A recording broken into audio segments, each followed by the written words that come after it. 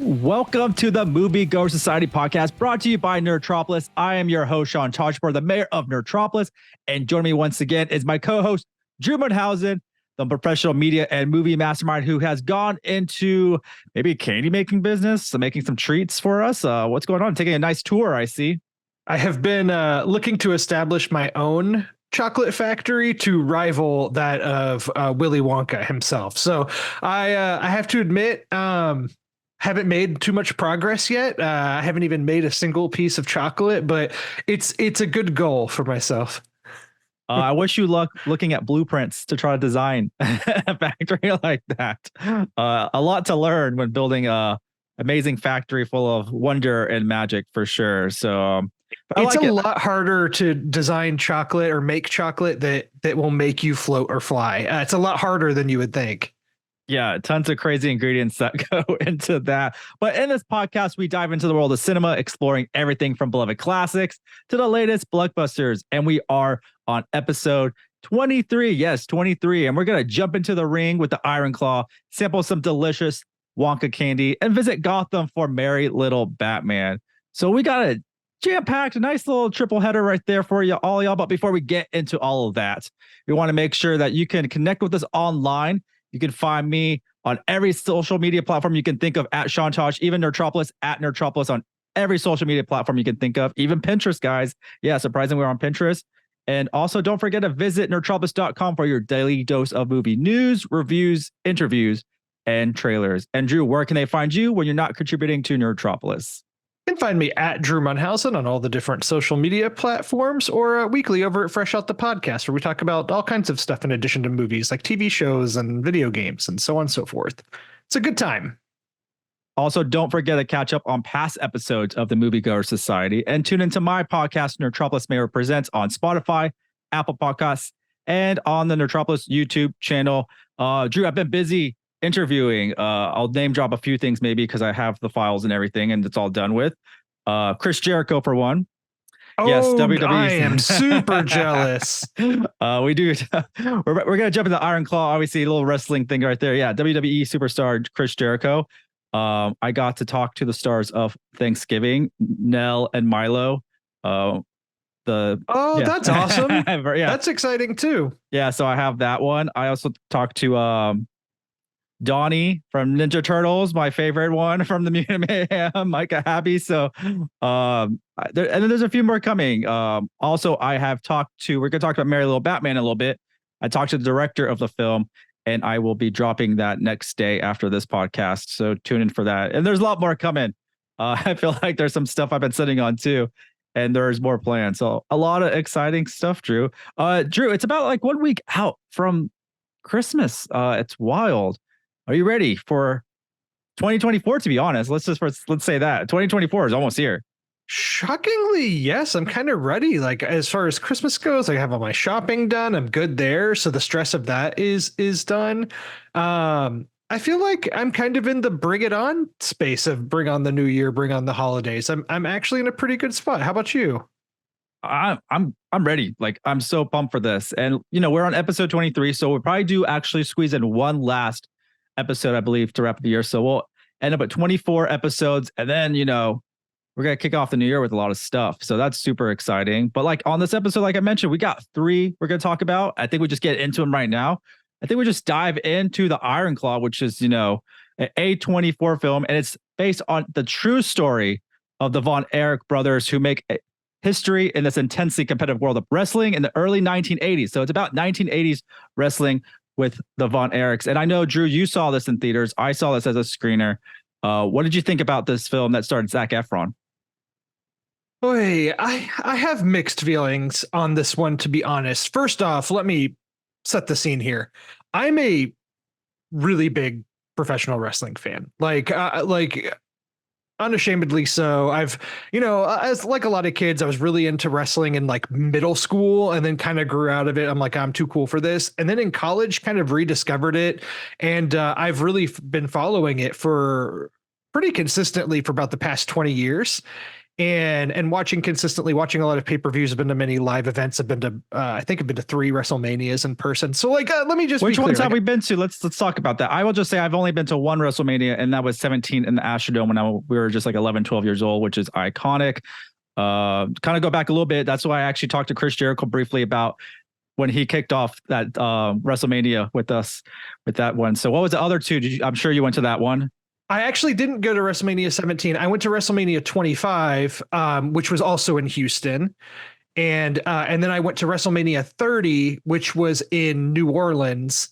And how was I went that? to it was really fun. That was a really, really good one. That was the one where Daniel Bryan won, finally got his world championship at the end of it. And it was really, really fun show. And Brock Lesnar beat The Undertaker at that show. That was a good WrestleMania. And then I went to the following Mania that also took place in New Orleans. And I'm trying to remember which number it was because it starts to get unclear. Like I want to say it was WrestleMania 34. Sounds right. Yeah, WrestleMania 34. So I've been to those 3.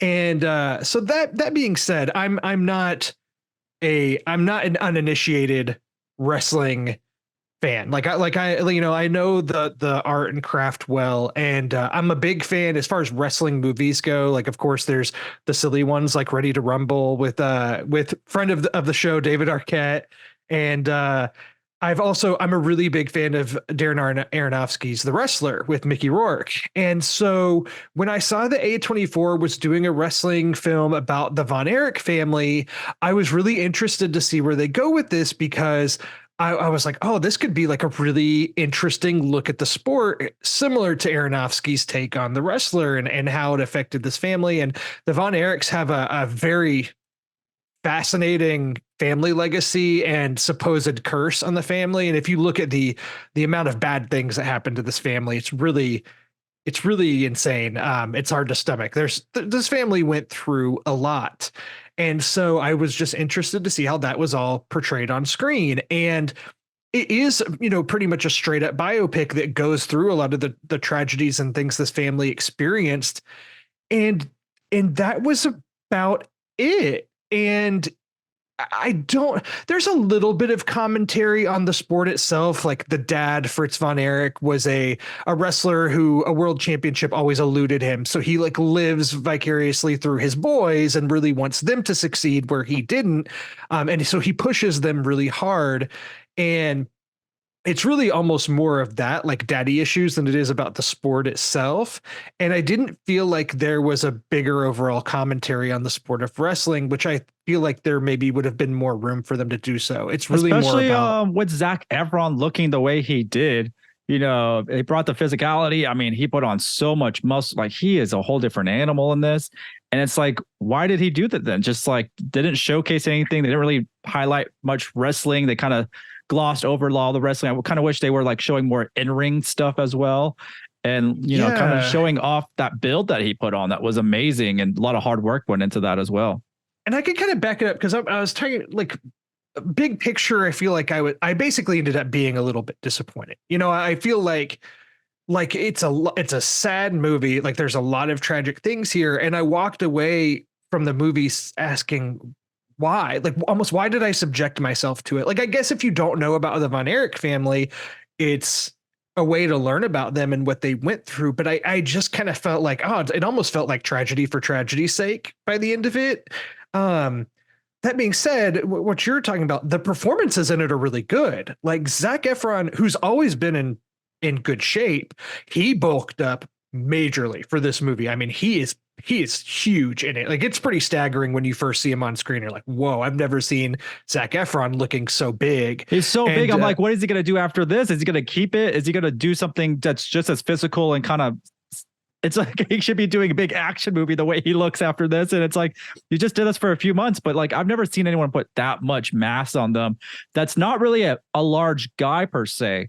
He's not that tall. He's not like a hulkish figure, but very cut fit, huge muscles, so I wonder what he's going to do with all that. Go back or continue it? I think when they gain a lot of muscle pretty fast for a movie, I feel like they probably lean out quickly, but yeah, it's almost like, I mean, it's a lot of work he had to put in. And Jeremy Allen White and Harris Dickinson, who play Carrie and David Von Erich respectively, like they look good too. Like they look like wrestlers. Like they got in pretty good shape. They're not nearly as big as Efron got for this. And I think Jeremy Allen White's like I think it was him. I think he was saying, I asked the director, most of my scenes, I don't want to be directly next to Zac Efron because it's a big polarizing difference despite everyone being in great shape.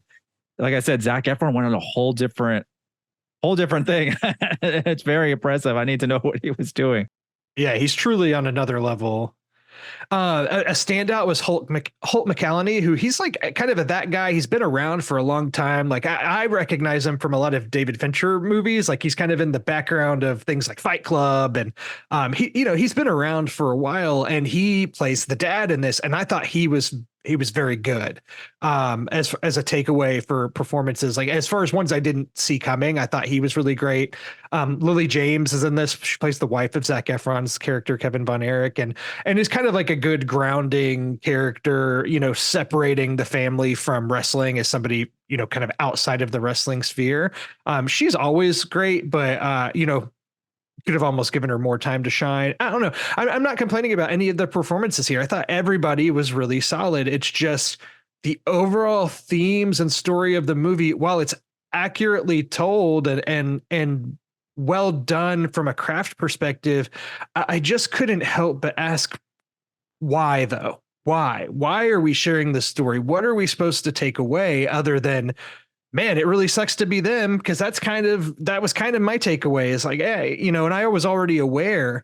I could have used some more commentary on the sport, or how the sport can really tear people apart. A lot of wrestlers do die at a tragically young age. It's just unfortunate. The toll the sport takes on the body and on wrestlers mentally, that's a big part of it.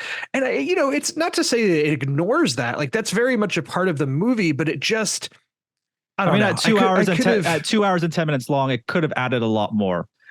It could have been a little bit more detailed, show a little bit extra scenes, kind of follow it up with some things that we were curious about.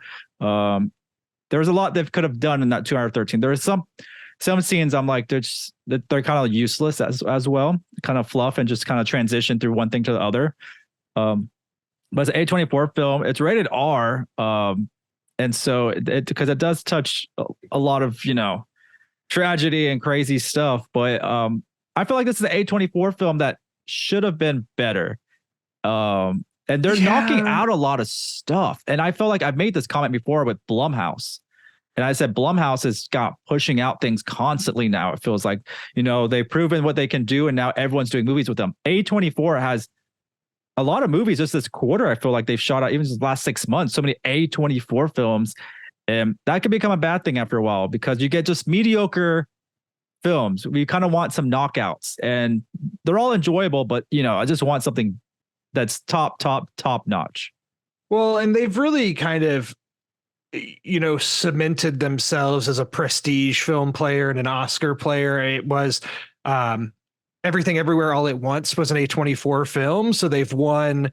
They have a Best Picture Oscar in their ranks now, and so there is a little bit of prestige affiliation now with the A24 brand. Even though they do horror, I believe this year's Talk to Me, that was an A24 horror film, and there's a lot of range here, and I do feel like their stuff is really good. That being said, looking at some of the recent films that are some of their awards players, like Priscilla, Dream Scenario, The Zone of Interest, The Iron Claw, I don't really know if any of these have much traction in the awards race. The closest thing maybe is The Zone of Interest. I think it's going to be competing for Best Foreign Film, and maybe it could potentially make it into the Best Picture race. There's like a few spots that could go to any number of movies, whereas like maybe there's about 6 or 7 spots in the Best Picture race that are probably solidified for what films are going to be in there. But yeah, I don't think they're going to have the year that they had with Everything Everywhere All at Once, but they've had some decent prestige pictures. But yeah, The Iron Claw just kind of left me wanting more. And this is an interesting one too, because I think your mileage may vary. If you are somebody who looks at what the critics are saying out there, I've seen very mediocre, reviews saying this is a mediocre film, and I've seen people praising it and loving it as one of their top movies of the year. So I was more in the middle. I'm not saying it's bad by any means. I'd give it myself probably a 3 out of 5. It's well made. It left me wanting more or questioning why they decided to tell the story this way. Yeah, I'm with you on that. It's a film that I really thought was gonna really knock down the door and deliver something amazing. It's a really crazy story, really well done acting, just kind of pieced together oddly, and kind of the direction they went, and just really really depressing story, which is like, what do you get from out of it other than being depressed at the same time sometimes with the subject matter. But I wanted to see more of kind of the wrestling side of things as well. I think the main thing is, like, if you're a big fan of Zac Efron and you want to see this, a more serious side to him in a like a prestige movie attempt, or if you really like The Bear and you want to see what Jeremy Allen White is doing beyond that, or maybe you were a big fan of Triangle of Sadness or Where the Crawdads Sing, and Harris Dickinson's kind of on your radar. Like, if you go see the movie to see these younger stars and what they're doing with their careers, I don't think you're going to be disappointed, because the performances are very good. But just from an overall movie perspective, it might leave a little to be desired. Yeah, and if you're looking for something maybe a little bit more positive, there is Wonka that's now in theaters. It's the latest cinematic exploration into Roald Dahl's imaginative world, attempting to breathe life into the origin story of Willy Wonka, starring Timothée Chalamet. And they said this is kind of a prequel to the Gene Wilder iconic film, Willy Wonka and the Chocolate Factory, which I kind of wish they didn't say that. That's not something you want to say. And Drew, you saw this over the weekend? I did. And first off, your segue was really good, because tonally, I don't know if you could get more opposite from the Iron Claw to Wonka. Just very, very different from a tonal perspective. During the holiday seasons, people want different types of films, and you pick what you want. And this is definitely a different tone. And this is a Wonka prequel story with starring Timothée Chalamet, and I got to see this. Oh man, I feel like I saw this a long time ago. It's been a few weeks early. I was allowed to see this in theaters, and it's he's stepping into the shoe of a young Willy Wonka. Timothée Chalamet, I tell you, looks the part. Like, he looks like a younger Gene Wilder, and he fits it and stuff like that. But in everything I've seen him in, this one is like the most random role I feel for him. I love him as an actor. There's nothing wrong with that. But it was really hard to see him as a young Willy Wonka, especially when they talk about this being the prequel to the Gene Wilder. So I'm like trying to like imagine what young Gene Wilder's like, and what his performance would be like. And it's really tough. So that's really what I felt like was going against it. I will tell people it's not musically heavy, and that's not a bad thing, but it has music in it. There's a lot of song and dance, which is great. Actually, it works for the world of Wonka. And I thought we would get more original music. Some of the quotes used, some of the music was just all from the Gene Wilder movie, and I felt like that was a problem. And I'll let you say what you want before I continue on, because I got a lot more to say about this movie for sure. I feel like there's a lot of songs. I mean, for those that don't know, because there is kind of a weird, there's been a lot of movie musicals that are either out or about to come out that really aren't being advertised as such. Like, there's a Mean Girls musical coming out, the color purple as well. Yeah. Some of the early trailers really aren't even showcasing that these are true musicals. And Wonka is a fully fledged musical, and there's a lot of songs in it, and I feel like they're okay. They're not like the best songs you walk away from humming, but there's some okay ones, and Timothée Chalamet's singing is is solid enough. Like he's maybe not the best singer ever, but like he's pretty good for what he's doing here. Well, their songs too are almost not like singing. They're like just almost like conversation at the same time, and just like going to a song. It's all part of the story and like what they're talking about at the time. So it doesn't feel like they just go into random song and dance, which is great. It kind of fits the mold of the narrative and what's going on in that situation.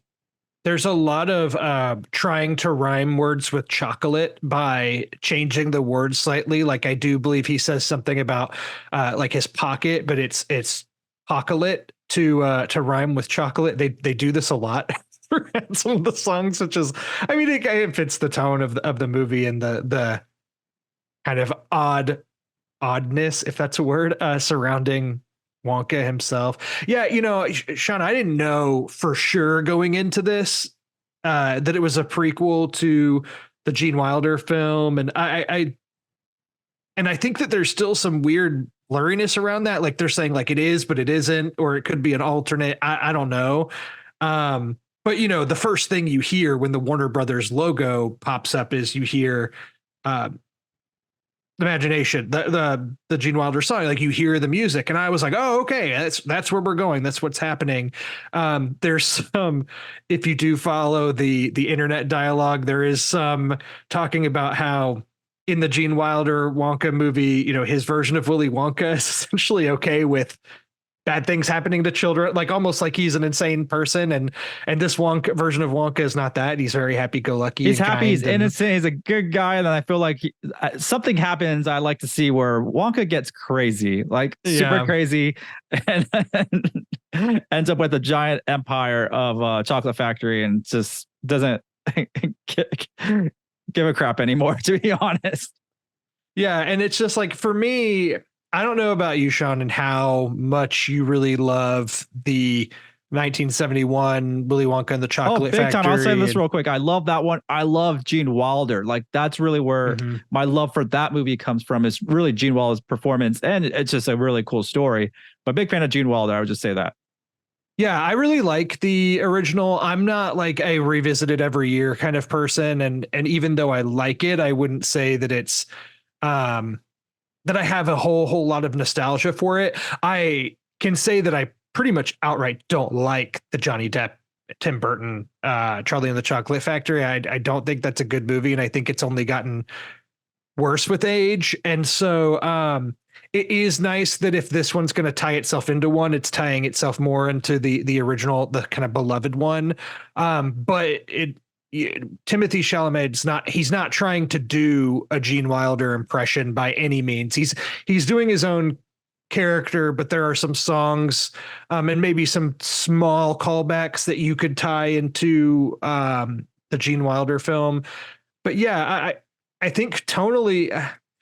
So I think the other thing with this movie to say off the bat is it's directed by Paul King, who also did the Paddington movies. Great films. Love Paddington. Number 3 is coming. I love Paddington. I love the first 2 Paddington movies as well. I feel like they're very beloved in the cinephile sphere, and people who love movies. They're really loved. And so this one, though, it was kind of unclear from the times the first trailer showed. I think people were pretty skeptical and wanting to, you know, it's kind of an easy one to dogpile on and make fun of just from seeing the trailers. That being said, I do think it's extremely charming and it fits in well with the Paddington movies. Like I think you can almost do a triple feature and this would be fine with those. Like it has I think it justified its existence. Like their songs, it's charming, it's fun, it's great for kids. Like even my own daughter, who's almost 4, like she would probably like parts of this movie, and it's pretty appropriate. Like it's appropriate for all ages. Yeah, but I think overall it's fine. I had kind of low expectations, and I was charmed by it. It's not as good as the original, and I don't think it's going to replace it by any means, but for what it is, it's fine. I enjoyed it. Yeah, I went in with low expectations as well. And so it did win me over a little bit, but I was just saying in my head, you know, Timothée Chalamet, I love him. I was like, this is not the Wonka. This is not my Wonka. I guess it's kind of like the Yeah. Spider-Man. So like, this is not my Wonka, regardless of what you do. So that was kind of a hard part to swallow, but he did a good job. He looked the part. I would say that. Um, Everyone did great in the film. I will highlight this. The sets and costumes were fantastic. That was some top-notch stuff I've seen this year. I mean, really good stuff. Hopefully there's awards for them for this, because the world they built was really nicely done.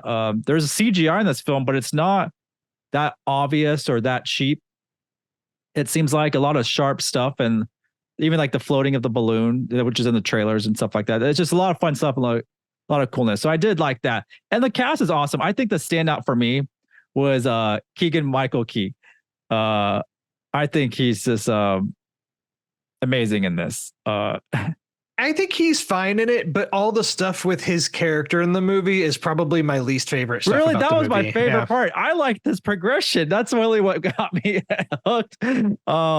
Just I don't know why. I really like him. And then this, some people might not, just like you, but I thought his character was pretty funny and added a lot of humor necessary, because there's that type of humor is not much in this film other than from him. It's a pretty straight film as well, like a straight face cut that film. Like there is humor in it, but it's not as in your face as what he's doing and dealing with. And there's like Rowan Atkinson's Mr. Bean's in here, but I'm like, couldn't they give him a better or more prominent role or something like that? I was like, it's just like a cameo, I feel like, which was kind of disappointing. But we got Hugh Grant in this as a Oompa Loompa, which is pretty surprising. And I like the fact when they do show the other Oompa Loompas, they don't look alike. They all have different faces. Obviously, in the Johnny Depp one, they're all the same person.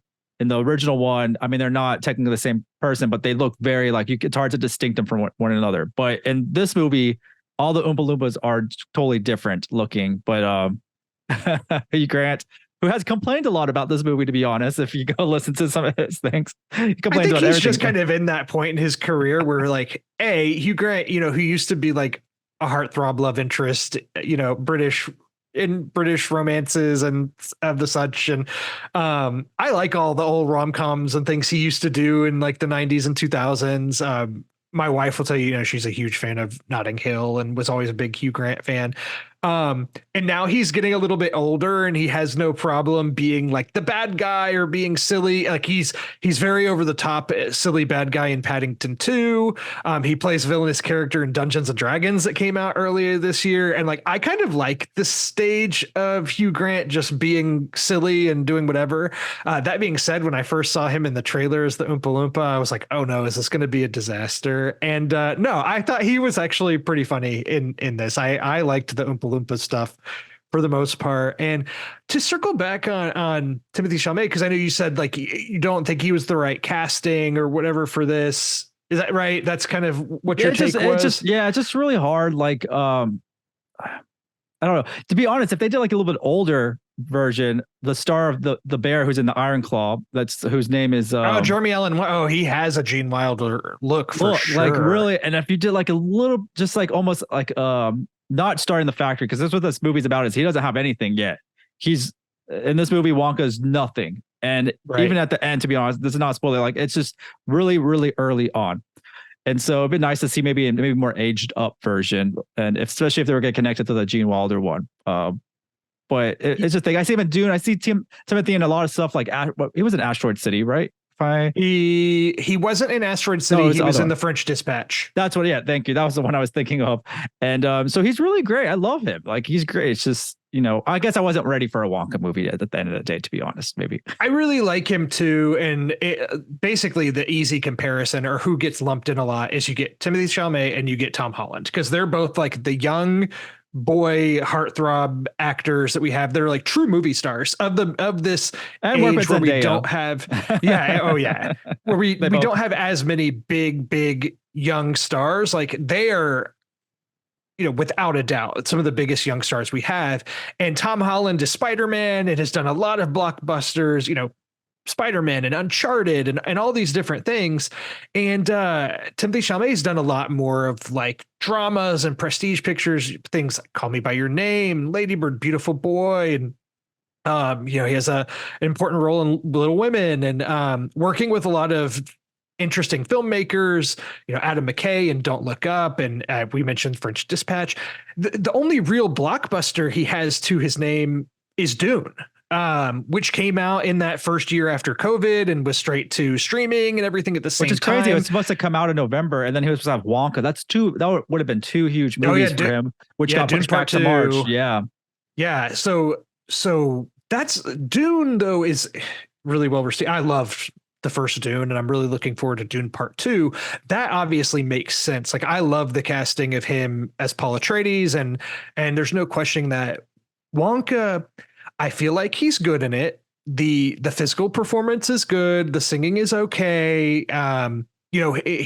He's not just phoning it in. But to your point, this does kind of feel like, if you look at his filmography, the first movie that really may have been a paycheck job for him. Like, I'm sure he got a really nice payday from this. But again, he didn't phone it in. It's totally serviceable. But yeah, this is, if you look at his filmography, this is maybe the first one that will leave you going like, why did you think this would be a good idea? Why did you decide to do this one? But he's totally fine in it. I thought he was charming, and for what it is, he did a good job. And this is a Warner Brothers film, right? So, that's usually what happens when you have a relationship with a studio and they just kind of put you in what's next. Like, you're top of their list. And if it makes sense to put you in there, they put you in there. It's because Dune is also Warner Brothers as well. So, I mean, he's doing well over there. That's for sure. Yeah, absolutely. He's doing great. But we have one last film that many of y'all probably haven't heard of. Like, I feel like no one's really heard of this film even yet. It's already out on streaming, and so it's a Prime Video original, like, DC animated film. It is called Merry Little Batman, and I've been hyped ever since I saw the trailer because it kind of came out of nowhere. And even James Gunn made a comment like, yeah, we're gonna make more of these. They're kind of like Elseworld stories. They're part of the the broader DC world, and so it's a lot of fun. But it is an animated gem where Damian Wayne must defend his home from the supervillains, whose intent are to destroy the holidays. Imagine Robin and like in Home Alone, and this is what you get with this. It is pretty cute. I loved it. It just reminded me of when I was, I don't know how old, probably like when the original animated series in the 90s came out. I was probably like 3, watching it 4, and so this type of movie I would have loved so much as a kid. Especially Christmas time in Gotham is cool, right, Drew? What did you think about it? Did you think Christmas time in Gotham was pretty cool to see? I did. Yes. I always like when you take Gotham, which has a pretty bleak aesthetic, dark, scary, foreboding, and add a little bit of character to it with, Christmas, whatever. I always enjoyed that about Batman Returns also. Yeah, exactly. And so this film is directed by Christopher Smith, who actually I spoke with, and I will be sharing that soon. But I feel like this is something that needs to be done every year with Batman. Give us a new little holiday special, kind of like they did with Guardians. They did that holiday special for Marvel, and I can see Batman kind of having its own animated fun spinoff in movies. Oh, actually, I will break this here. Christopher Smith in our interview said that this will somehow become a series. There is some type of spinoff series coming from Merry Little Batman, which is fun. But the voice of Damian Wayne is this really charming actor, Jonas Kibrib, and I really like them doing Damian Wayne as their Robin for this. It made sense, obviously, because that's actually the real son of Bruce Wayne. And to my surprise, Bruce Wayne is voiced by Luke Wilson, and I thought that was a nice little depart from the type of Bruce Wayne voices we get, which is so gruff and kind of deeper. This being a holiday film, you kind of get a more lighthearted, charming, very lovable, more Bruce Wayne and Batman. And so Batman is called off to a Justice League mission, and Robin's home alone having fun. And then there's, some robbers that stop by, and it just a whole can of worms opens up, and Damian must kind of put on his little Batman suit and save the day. And that's now streaming on Prime Video. And, at Christmas just around the corner, this is a perfect time to gather everyone for a really fun holiday film with Batman. It's on Prime Video. I was looking at it. Apparently it's the first DC animated production not released by Warner Brothers. I'm assuming that's part of just Warner Brothers and Discovery and their attempts to save money and distributing some of their films elsewhere. That being said, it is sad. I don't feel like anybody really knows this is even out there, and it's totally cute, albeit maybe a little bit disposable. But like I enjoyed it. I watched it with my daughter. She liked it. She's entertained the whole time. Quick run time. They put a lot of different Batman characters and villains into the rogue it. gallery is so good. It's like everybody's in here, and the designs are cool. Yeah, it's an interesting animation style, and I had a good time with it. I thought it was cute. Boy, Batman's rocking a major jaw chin in this one. Yeah, I think everyone's kind of like, it's almost like caricatures drawn out for some of the characters in here. Just really overemphasized, but a lot of fun, especially if you're a Batman fan, DC fan, or even animation. Then I think I can see grown-ups liking it, especially sitting down with their little ones and enjoying it. It's just really cool to see Gotham in Christmas time. We don't get much of it, and when we did, it was awesome, I thought. Especially with the films and sometimes with the animated series, it's just kind of cool to see snow in Gotham and just the holiday times. And there was that iconic Batman song, the Jingle Bells song, about Batman smelling. So it's very full circle, right? And all that stuff. But there's tons of Easter eggs for sure. And there's a lot, yeah. Yeah, there's a lot of Easter eggs, lots of villains. So the rogue gallery is pretty awesome. And you have Damian Wayne that really doesn't get much spotlight in animation form, which will apparently be getting in a live action. I'm hoping so from James Gunn. I was going to say he'll become more of a household name potentially in the future under the new DC banner coming out starting in 2025. Yeah, and like I mentioned, this is going to become some type of series as well, and maybe there's more from this type of animation and this spinoff. So it's super exciting, and that's on Prime Video. Merry Little Batman. I think it could be I was hoping it would be like a new classic tradition, holiday, but no one's hearing about it. They don't really promote it that much. I haven't really seen much on it. Even when I open up Prime Video, it's not like right dab in the center. Right. But this is Warner Brothers really struggling to, I guess, find money or keep money. Have you noticed on Netflix, everything's on there now pretty much for DC. Mm-hmm. They dropped a big slate of DC films on there. And then Prime Video is getting some really cool stuff too. So I'm not sure what's the point of having Max if if you're giving away. Nobody can even say what the point of having a streaming service is at this point. All the different studios are just losing money unless you're Netflix. Like they're just losing billions of dollars a year in having streaming services because they don't know how to make them profitable. It's interesting to watch the business of it unfold. It is. And honestly, what it is, I think what's profitable is running ads, because I think Tubi and Warner Brothers have a deal to put a lot of stuff on Tubi, and Tubi, you have commercials and stuff like that. And to be honest, talking about commercials, I watch a lot of Paramount Plus, and I guess I have the one that has the commercials, but I watch a lot of like Nickelodeon, old classic Nickelodeon. Well, the commercials they show are like Capri Sun or Nerf. It's like the commercials I grew up with. Obviously, they're new, but I was like, that's what was wrong with commercials. A lot of times they would show us things we're not interested in, right? A lot of products, a lot of stuff is like, why is this targeted towards me? Right. So I like seeing like modern takes on the Capri Sun commercials from the 90s that are updated for today shown, when I'm watching a classic Nickelodeon show or Nerf or something like that. And I think they need to figure out like who's in the household too, and kind of have more targeted ads that are around your shopping habits. I mean, that's what all the stuff they're collecting online anyways. They know what type of ads like you like. So I'm okay with ads if they're actually enjoyable and are products and stuff I like, but other stuff is junk and I don't mind. That might save streaming more ads. I don't know. That's a funny take, but I can see like, we're in a generation that loves nostalgia. So if you're going to hit us, I think our generation is going to be more open to ads if you're hitting us with in the nostalgia bone with your ads too. Like that's a good idea. It's a good strategy.